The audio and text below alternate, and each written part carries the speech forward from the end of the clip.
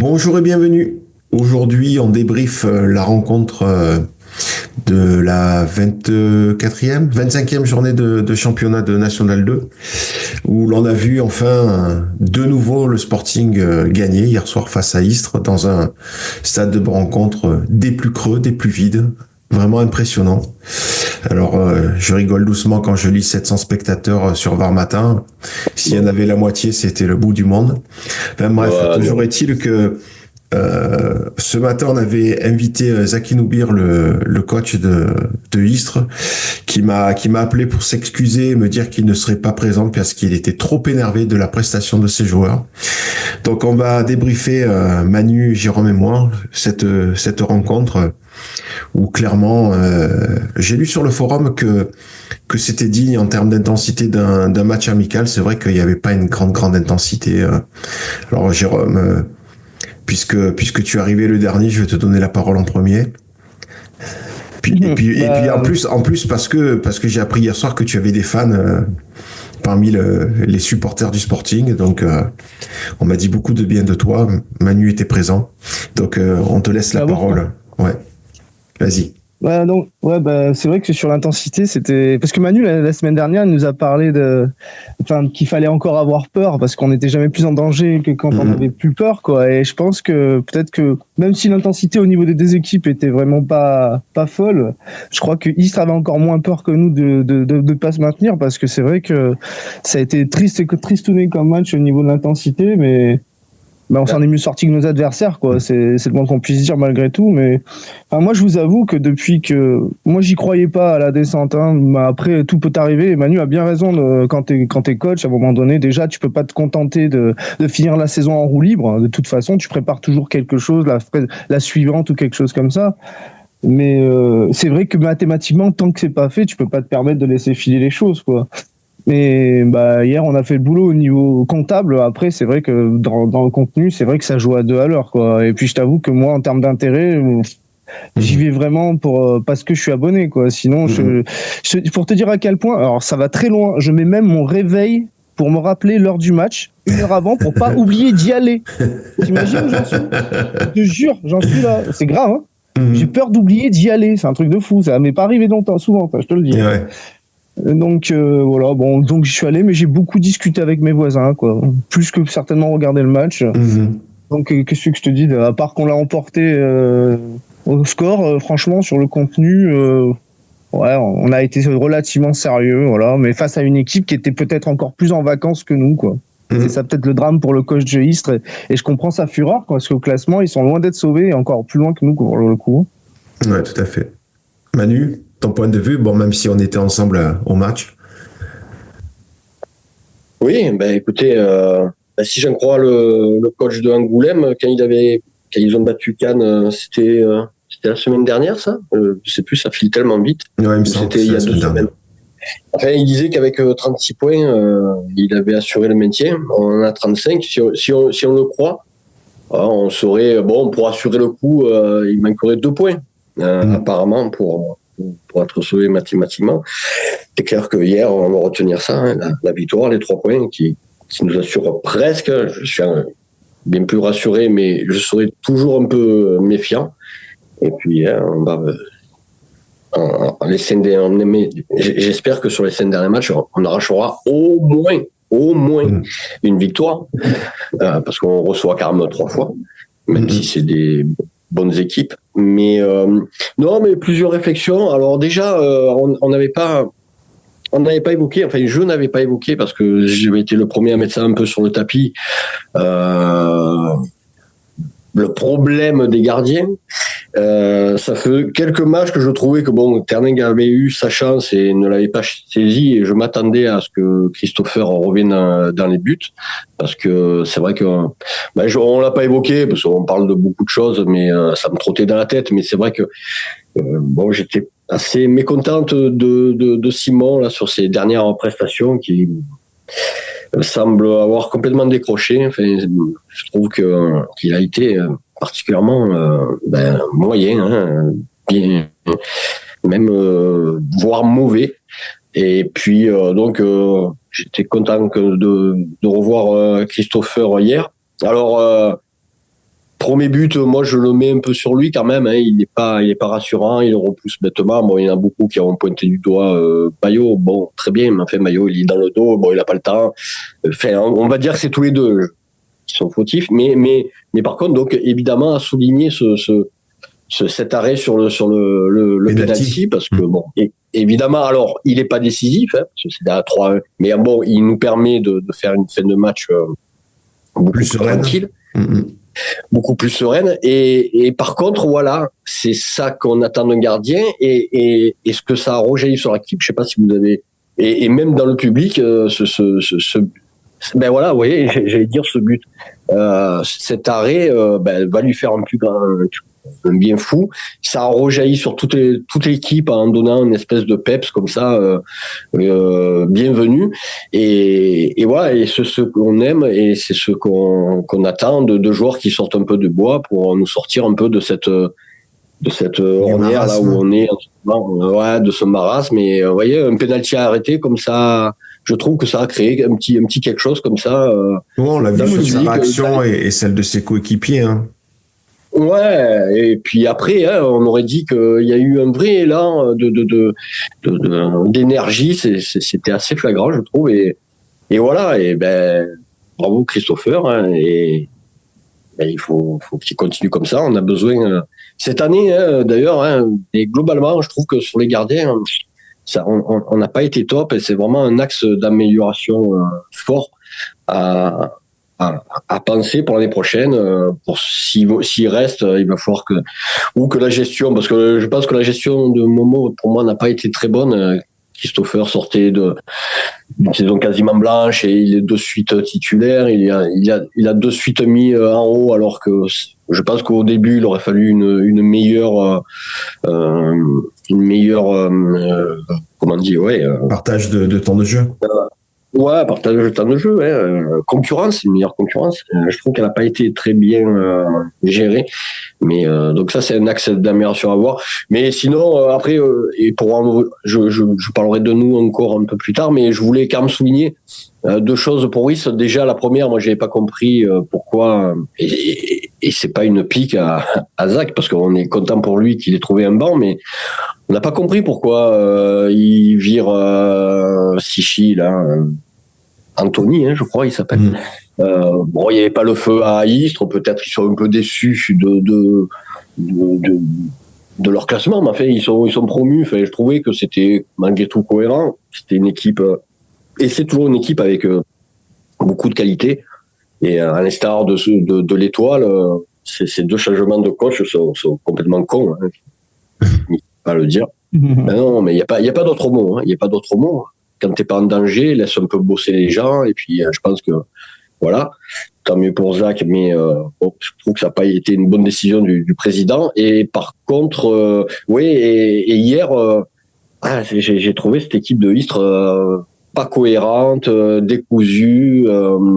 Elle faisait pas équipe. Elle me laisse une impression mitigée, malgré de belles qualités individuelles. Je pense à Madi, qu'on reconnaît là du côté de Martigues, qui est un bon petit joueur. Alors j'ai pas le numéro 17 là, et c'est dommage qu'on n'ait pas Zach. J'aurais bien aimé lui demander son nom, parce que il m'a fait une très grosse impression. À chaque fois qu'il avait le ballon, il nous a mis en difficulté, il nous a mis un peu le feu lui. Et il fait une très bonne rentrée, je trouve. Mais ouais, globalement une équipe de Istres.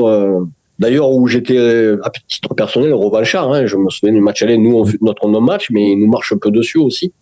Et donc bon, ben c'est bien d'avoir rendu leur pareil. Et j'attendais quand même ce match. Il fallait vraiment pas le perdre. Hein. Et là, c'est vrai que c'est une bonne idée d'avoir pris les 3 points. Et voilà, et on parlera un peu des joueurs un peu plus tard, enfin, même si j'ai évoqué le numéro 17 de Istres, c'est Chaman, son nom de famille, Karim Chaman. Voilà. Ah ouais. Et c'est vrai que déjà hier soir, on se faisait la réflexion des qualités de ce joueur dès lors qu'il est entré. Ouais. Ouais. Écoute, moi je sais pas trop quoi rajouter parce qu'effectivement, moi j'ai un problème. J'ai un problème parce que bon, déjà le Sporting ne me passionne plus comme il a pu me passionner. En plus, comme je filme les actions avec mon smartphone, ça crée un filtre et c'est une réflexion que je me suis fait hier soir. C'est qu'en fait, peut-être que j'avais un regard qui était biaisé sur les rencontres, parce que quand on a un écran entre le terrain et ses yeux, on vit pas les choses de la même façon. Donc et ce matin là en regardant les images, parce que après avoir eu Zaki au téléphone qui me disait on fait 3 cadeaux au Sporting, je voulais revoir un peu ses buts, et aussi parce que j'avais lu l'article de Var Matin où Abdoulaye Diallo évoque son but, et voilà, donc je voulais revoir un petit peu ces images. Alors les 2 premiers buts, que ce soit celui de Toulon ou celui de Istres, tu vois qu'il y a des cagades au niveau défensif. Après, sur le but de Diallo, je trouve que son analyse est très correcte, puisque on voit que c'est avec sa puissance qu'il fait la différence. Bon, après, le 3e, c'est un CSC, ça nous met à l'abri. Voilà, et puis comme tu l'as évoqué, Dilo arrête le penalty, qui est pas forcément très très bien tiré, mais voilà, il va quand même la chercher, et comme tu le dis, ça donne un Roland de confiance, ce qui est pas plus mal dans une équipe qui semblait un petit peu se désunir ou se déliter sur le terrain, notamment après les 5-6 derniers résultats, donc tant mieux. Le Sporting est-il sauvé de la relégation? Enfin, moi, comme Jérôme, j'ai du mal à croire qu'on était réellement en danger. Mais voilà, il reste peut-être, comme tu le dis, Manu, deux points à aller chercher. Ce qui serait bien, c'est d'aller en chercher un petit peu plus. Il reste 5 matchs, si je dis pas de bêtises. Donc avec de belles affiches, et puis en plus l'avantage de recevoir plusieurs fois à la maison, donc peut-être aussi l'occasion de tenter de rabibocher un minimum des supporters à cette équipe. Parce que voilà, encore une fois, cette affluence, elle fait pitié, et on peut remercier la politique du club pour parvenir à un tel désamour. Enfin, moi, j'ai jamais vu ça. C'est vrai qu'on évoquait le retour en DH il y a je ne sais plus combien d'années maintenant,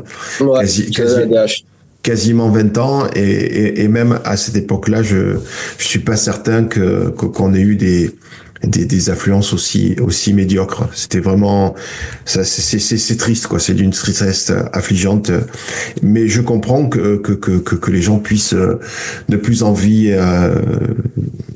envie de venir au stade, quand on voit la prestation. Hier soir on gagne, mais le match est très très très loin d'être terrible. Le score, on marque 3 buts, très bien, ça prouve que Toulon sait être efficace, mais enfin concrètement c'est... Ouais, mais ça se joue pas là, ça se joue pas là, je comptais, c'est la 4e année d'affilée qu'on fait de la merde. 4e d'affilée, qui sont peu ou prou les mêmes, Voilà, et vous pouvez regarder en termes de points, de buts marqués et de buts encaissés, ça se tient. D'ailleurs, ça me permet de dire que l'année dernière, là, on pointe la défense. L'année dernière, la défense, c'était loin d'être une grande qualité de notre part en termes de buts encaissés. On était loin d'être une défense performante. C'est pour ça que, alors, bien sûr qu'on a raison de pointer du doigt les difficultés actuelles, mais enfin, l'année dernière, on était loin du compte, de ce côté-là. Donc voilà. Non, mais voilà, 4 années d'affilée, sans compter que en termes d'années complètes, puisqu'il y a eu cet intérim qui était intéressant. Des 9 matchs. Enfin, des 9 matchs de cette fameuse saison qui a été arrêtée, où là, par contre, on commençait à partir sur des bonnes bases, et on a été coupé un peu dans notre élan, et sans faire injure à ce qui se serait passé, parce qu'on ne sait pas. Mais enfin, en tout cas, force est de constater qu'on était dans les clous, et qu'on avait 16 points, je crois, 16 ou 17 points en 9 matchs, ce qui nous est jamais arrivé depuis. Mais donc, si on fait l'année catastrophique en national, bon, qui a été arrêté, mais à la fin, hein, on était, ça fait une année vraiment merdique au possible, et donc Batelli, Reich, Bertin, cette année Sadani, 5 saisons quasiment pleines où il se passe rien, où c'est la merde. Donc c'est cet effet d'accumulation où là on n'en peut plus, on voit rien, et où il va falloir réellement l'année prochaine, elle sera évidemment importante comme toutes les années, on dit toujours ça, mais là il va vraiment falloir, sous peine de peut-être de déboire, je sais pas, dans les tribunes, ou j'en sais rien, parce que je peux pas croire que ça dure comme ça. Alors je voulais pas, parler vite de l'année des 80 du club. Ouais. Ça, est-ce que fêter un vieillard qui est en EHPAD là, qui est le Sporting, fêter ça, je sais pas, surtout de la manière que ça va être fêté. J'ai l'impression que donc ça va être un peu en cercle fermé, de ce que j'ai compris. Enfin bon, j'ai même pas envie d'en parler, ça ne m'intéresse pas. Et pour tout dire, je suis pas trop intéressé de l'anniversaire que tente de faire le supporter, parce que je trouve que ça manque de comment je pourrais dire, d'esprit fédératrice, ou fédérateur. Ouais.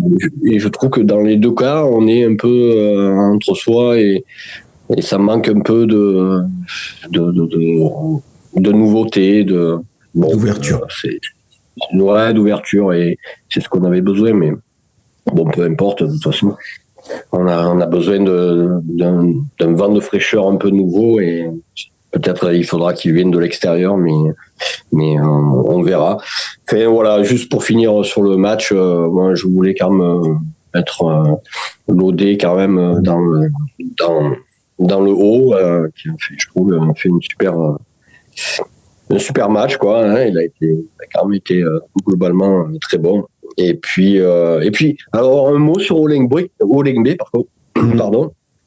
Ce joueur, je trouve qu'il est sincèrement très très intéressant, et peut-être que beaucoup vont dire non, comment tu peux le trouver bon, alors que, et effectivement il a ce côté où il va faire des choses un peu extraordinaires, proportion gardée, mais en tout cas très très efficace, très intéressante, et louper derrière le plus facile, ou faire des orbettes et tout, c'est dommage, mais sur ce qui dégage, sur les attitudes et tout, on voit. D'ailleurs, hier, moi, je trouve qu'il nous a amené beaucoup de choses qu'on n'avait pas au milieu de terrain. Il nous a amené quand même un abattage, quelques, voilà, dans la passe, dans la récupération, et même au point de vue de la transition, même s'il a fait beaucoup d'erreurs, hein. Mais je trouve qu'il nous a apporté beaucoup de choses. Dans les duels, il était là. Il était difficile. On voit que dans les contacts, il a tendance quand même à faire mal. Enfin, c'est joueur. S'il avait un peu plus de temps de jeu, un peu plus de confiance, je pense qu'il serait très très très fort. Et en tout cas hier, moi je trouve qu'il a été globalement important pour l'équipe, et ça fait du bien d'un peu se renouveler le milieu de terrain qui en a bigrement besoin. Et aussi un petit mot aussi quand même, Diallo, quand le score est acquis, on peut le changer même encore un peu plus tôt. Je trouve qu'on l'aura encore pour, comme d'habitude, pas ménager Diallo, et c'est dommage, mais voilà, Abdou qui en est à 17 buts si je ne m'abuse sur la saison. C'est quand même. D'ailleurs, juste ça me laisse, parce que j'entendais Bayo, il a toujours fait. Oui, qui fait l'interception. Mais c'est lui qui fait l'interception sur le but de Diallo. Hein. Ouais, tout à fait. Voilà. Non, mais c'est sûr, mais je pense que les gens en ont tellement marre que il faut trouver des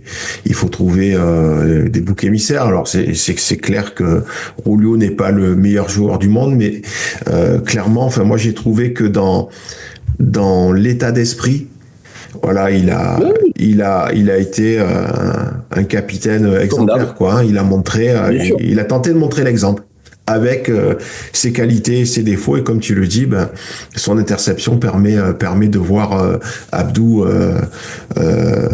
marquer et le Sporting passer devant en début de seconde mi-temps. Non, pas au début. Enfin, 50e, je crois. Ah oui, ouais, quand même, c'était si tôt, ok. Il me semble que c'est vers la 50e. Je peux te le confirmer tout de suite. Alors attends, qu'annonce la FFF elle annonce 51e, voilà. Et pour redonner avant juste à Jérôme, la parole à Jérôme, ouais. Et évidemment, même si c'est pas son but, mais la bonne rentrée de Gafour et ce presque but, ce CSC qu'il provoque, et ça aussi, ça fait partie des belles satisfactions de la soirée qu'il faut savoir prendre et puis voilà. Très bien. Et Jérôme? Non, sur le match, je te dis, ça m'intéresse pas plus que ça. Je te dis, non, mais j'ai regardé. Bayo sur le premier but qu'on prend, honnêtement, il récupère le ballon à l'entrée de la surface. Alors même si peut-être il prend un peu trop son temps, il suffit. Normalement, on doit parler aux joueurs qui sont dos au jeu. Donc, si on lui a pas parlé, c'est normal qu'il se fasse presser et perdre le ballon. Enfin, moi, ça me choque pas. Ouais. C'est pas pour moi, il est quasiment pas foutif du tout. Même si je suis pas un fan du joueur, à un moment donné cette année, moi, le peu de fois qu'il a été utilisé. Je l'ai trouvé plutôt performant, bien plus que les années précédentes. D'ailleurs, il est bien plus affûté que les saisons précédentes. Moi, à chaque fois que Manu il me parle des gardiens, à chaque fois, ça me fout les boules, quoi. Je pense toujours à Flo, tu vois, André Annick, qu'on a laissé partir et qui était l'avenir du club à ce poste. Grâce à la période Tigana, quoi. Faut s'en rappeler quand même, ce gars qui est venu, qui nous a fait certainement bien plus de mal que de bien. Et moi, c'est toujours pareil sur les clubs de foot. L'impatience, c'est toujours l'ennemi des clubs, quoi. À un moment donné, on a eu 4 coachs ou 5 coachs lors des 5 dernières saisons, et ça, en général, c'est déjà jamais bon signe parce qu'on change les coachs quand ça se passe pas très bien. Mais croire que le changer les coachs, c'est la solution, c'est une connerie, quoi. Et je sais qu'il y a un chanteur, par exemple, qui me semble a dit que les chansons étaient souvent bien plus belles que ceux qui les chantent.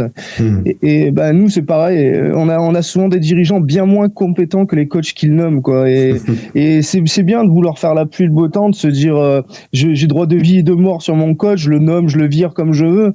Mais on a des dirigeants qui sont nuls, quoi, et bien plus nuls que nos coachs. À un moment donné, ils prennent des décisions complètement cons.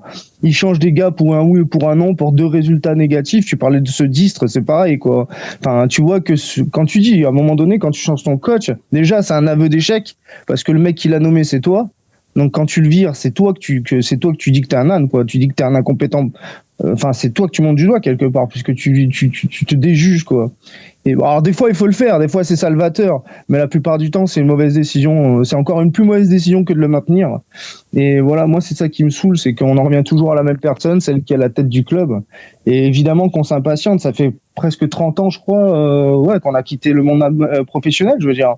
Et on va fêter les 80 ans du club et 30 ans d'amateurisme. Enfin je veux dire, il y a 30 ans, on avait quasiment autant d'années d'existence que de présence dans le monde pro. Et aujourd'hui, ça fait 30 ans qu'on est dans le monde amateur, c'est-à-dire quasiment 50% de l'existence du club. C'est fou, quoi. Moi, ça me paraît aberrant, quoi. Et si vous voulez parler du match, on peut, mais honnêtement, ça devient quasiment secondaire. Non, mais de toute façon, il y a pas grand-chose à dire, si ce n'est que il fallait que l'équipe se rassure, et c'est ce qu'elle a fait en l'emportant. Voilà, une fois qu'on a dit ça, on sait que le match n'a pas été ultra transcendant. On n'a pas vu une super équipe de Istres, on n'a pas vu une super équipe de Toulon. On a vu 2 équipes qui se font des cadeaux. Et qui permettent de marquer des buts à l'adversaire, mais voilà, au-delà de ça, franchement, je crois que c'est Bibigno sur le forum qui évoque un rythme de match amical, mais c'était ça, enfin, je veux dire. Moi, pour te dire la vérité, pour prendre du plaisir en allant au match, aujourd'hui, des fois, j'y vais souvent avec un verre de trop, quoi. Pour être sûr de passer un moment sympa, quoi. Après, pour revenir vite fait sur le match, pour être sympa, sur le but de Diallo, tu sais, où il fait sa percée, il nous explique qu'il sentait qu'il allait faire valoir sa puissance et sa vitesse. Moi, à un moment donné, c'est typiquement le genre d'action où tu te rends compte à quel point l'adversaire est pas du tout impliqué, parce que Diallo, des buts comme ça, j'en ai pas vu marquer beaucoup, tu sais, où il fait une percée plein axe au milieu de 12 défenseurs. Enfin, moi, je suis le coach, je crois que je change toute la charnière défensive à ce moment-là, quoi, connaissant l'adversaire. Je te promets, parce que là, franchement, en termes d'implication, ces joueurs, c'était vraiment dans la bulle, hein. Je vous en prie, Oui, je vous laisse clôturer. Non, mais c'est ce que Zaki disait, c'est que pour lui, ils font trop de cadeaux hier soir, et c'est ce qui coûte, entre autres, la défaite, hein, même si le Sporting a été plus réaliste, et c'est peut-être montré plus dangereux, parce que je sais plus, j'ai regardé les stats de Geoffrey dans ma stat, et je crois qu'on frappe 7 fois au but, 3 cadrés, Istres c'est 6 frappes et 3 cadrés, donc c'est pas BZF, quoi, hein. Sur le match, c'est moribond. Ouais, vraiment. On va louer l'efficacité de nos attaquants en 3 buts sur 3 tirs. Ouais, voilà. Contre son camp, voilà, à la limite. Efficacité. Non, mais c'est ça, en fait. Et notamment le premier, hein, il est quand même, il est chouette, hein, le premier. Ah oui, d'ailleurs. Oui, vas-y. D'ailleurs, moi qui suis, c'est vrai qu'on a un rôle un peu dégueulasse, on critique souvent des joueurs, etc. Bah, Diarra, pas mal hier, je trouve, par rapport à quelques matchs que j'ai trouvé concerné, et bon, assez juste. Après, il a pas fait le match de l'année, mais voilà, parce que je l'ai souvent critiqué, c'est sur les premiers matchs que j'ai trouvé très maladroit, etc. Bon, là, pour le coup, plutôt pas mal, mais comme Christopher Dilo, mais comme on dit à chaque fois, nous, nos joueurs, on n'a qu'une envie, c'est qu'ils brillent. Enfin, si on arrive à chaque débrief et qu'on dit qu'ils ont été extraordinaires, on attend que ça. Hein. Enfin, déjà, quand on critique les gars, c'est jamais de gaieté de cœur, et on le fait même à contre-cœur, mais c'est de simples constats. Et nous, la seule chose qui nous intéresse, c'est que notre club, il brille. Donc, quand les joueurs, ils brillent pas, ça nous casse les couilles, et on le dit, et puis c'est comme ça. Hein. Ouais. La semaine prochaine, on fait un long déplacement, puisqu'on va dans le Périgord pour affronter Bergerac, hein, qui est toujours à la lutte pour tenter de se maintenir. Voilà, donc Bergerac qui est 13e avec 27 points, qui a un point de plus que Jura Sud. Donc là aussi, ça peut être un match un peu compliqué, même si on sait que Bergerac, pardon, c'est pas extraordinaire, mais qui a par contre retrouvé un état d'esprit et du mieux là depuis les matchs retour. Et puis ça va nous permettre de retrouver un certain Silla, qui a signé là-bas et qui en début de saison était très performant avant de se blesser. Donc méfiance tout de même, puisque eux jouent pour ne pas descendre. Là, le match nul serait vraiment une bonne idée, parce que ça les maintiendrait à l'écart. En cas de défaite, ils reviennent à 5 points, à 4 matchs de la fin. Voilà, là, on aurait tout intérêt à revenir avec les partages du point. Je signe de suite pour le coup. Va falloir être un peu plus dans l'intensité, montrer quelque chose de plus, parce que on n'aura pas. Je note quand même qu'on gagne hier. C'est une équipe que j'ai trouvée un peu aux abois comme ça, enfin vraiment pas dans son assiette, et qui nous offre, c'est vrai, 3 buts. Hein, hier, tout à fait. Vraiment. Donc et ça va pas. S'il faut ça pour espérer gagner les matchs, c'est un peu triste. J'aimerais quand même qu'on puisse gagner des matchs avec un peu plus de mérite, j'ai envie de dire. Donc, faudra faire attention à ça. Encore une fois, le maintien est presque acté, mais moi, le presque me dérange. Donc, j'attends qu'on puisse le faire vraiment le plus tôt, et puis qu'on puisse avoir un peu quelques joueurs comme ça. Gafour, c'est cool. Christopher, c'est cool. Il faut que d'autres, pour nous laisser, tranquille cette année, et puis, on verra l'année prochaine. Je voulais dire un petit truc sur Bergerac, mais je ne me souviens plus. Oui, bon, c'est c'est l'ex-club de notre ami, on peut dire, Christophe Fauvel, hein, qu'on a eu plusieurs fois l'occasion d'interviewer pendant les émissions par Skype. Et mais je crois plus je crois qu'il est plus comment? Non, il est plus président depuis deux saisons. Voilà. Et voilà, et donc ça rappelle des bons souvenirs. On était allé là, à l'époque de Prunier, on avait gagné 2-0 là-bas avec un but de Djabala, un but de Gomis aussi. Bon, enfin voilà. Et essayons de grappiller ce point là-bas, ça c'est cool. Et là, pour le coup, ça entérinerait le maintien. Même si parce que je me vois pas gagner Cannes, je me vois pas gagner Grasse. Remy, bon, il faudra voir. Et puis il y a Andrézieux, là aussi, un peu inconnu, Andrézieux mais qui a gagné avant-hier soir l'Étoile, qui le match d'avant à la maison avait battu hier 2-0 et d'ailleurs 2-0 aussi face à l'Étoile. Donc méfiance, hein, d'autant que c'est ce qu'on se disait hier en tribune. Hein, on sait très bien que, enfin, pour moi, Andrézieux c'est une équipe qui n'est absolument pas à sa place, qui a un bel effectif et voilà, donc il faudra s'en méfier. En attendant, il y a ce fameux match face à Bergerac sur un terrain compliqué. Donc voilà. Tâchons de faire le job en ne comptant que sur nous et pas sur les cadeaux de l'adversaire. Ça vous convient comme conclusion? De toute façon, c'est comme ça dans la vie. Hein. Ouais, allez, dans la vie, on se quitte sur soi. Ouais, on se quitte, pardon, oh là, c'est compliqué ce matin. On se quitte là-dessus. Je fais trop de concerts et je suis trop vieux pour ça maintenant. Bref, donc on se retrouve dimanche prochain pour évoquer la rencontre face à Bergerac. D'ici là, Manu, Jérôme et moi vous souhaitons une bonne semaine et puis écoutez, un bon dimanche et Forza RCT. Moi, je suis à 2000 et je commence à faire de l'huile. Donc voilà, allez les rouges et noirs. La bise.